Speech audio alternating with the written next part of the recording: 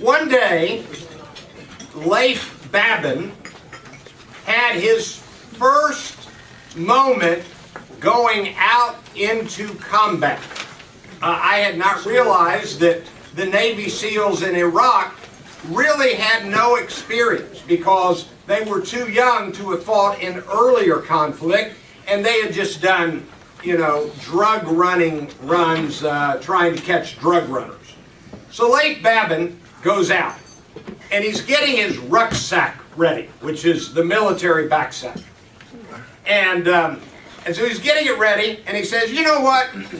I might need some more ammunition.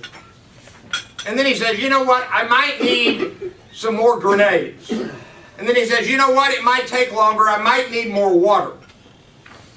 And by the time he finished filling this rucksack, beyond what any human being could fill any rucksack, it weighed 820 pounds. It wasn't that much, but it was a lot. And it was a lot heavier than it's supposed to be. So he goes out, and the Navy SEALs on this particular mission are combining with other branches of the military, and the team they were combining with had a practice of sprinting from place to place. So he's got this massively heavy rucksack, and he has to sprint to the next place. And he realized it was all I could do to put one foot in front of the other. If a kid with a slingshot had stepped in front of me, I was dead. And he learned that sometimes you can overdo it. That's a good line. Sometimes you can overdo it.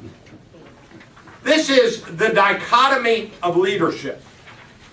Balancing the challenges of extreme ownership to lead and win. It's written by Jocko Willink and Leif Babin. Now, if you read this book, the structure similar to the first one. I really like this structure. The first part of each chapter is a Navy SEAL story, either a training exercise story or a battlefield story. By the way, you're going to see Chris Kyle's name throughout this book. He was on the team with Leif Babin and Jocko Willink.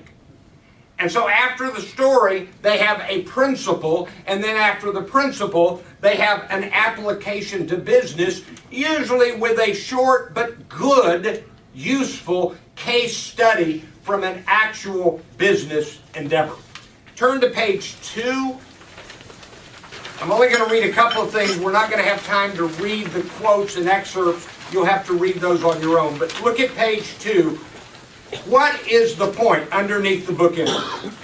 The leader's job is to always hit the right balance. Some of this, not too much of this, each time. Balance is critical.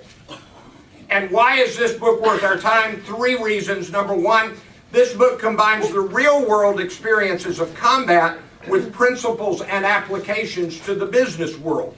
It is valuable because of this combination.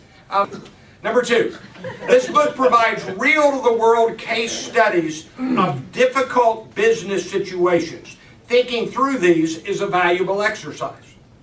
I came away thinking, I need to find better ways to use case studies. And number 3, this book flows from a place of deep integrity. All right, 7 lessons and takeaways. Number 1, once selected for the team, people need training, coaching, and correction to master the elements of their jobs. This book reminds us of that and helps us better know how to do that. Number 2, are beside that. And then number 7, a note from Randy. Remember, people can say no. All persuasion is self-persuasion. Don't give orders, give whys and explanations. The Dichotomy of Leadership by Jocko Willink and Leif Babin. A terrific read. I hope you found this useful. Thank you.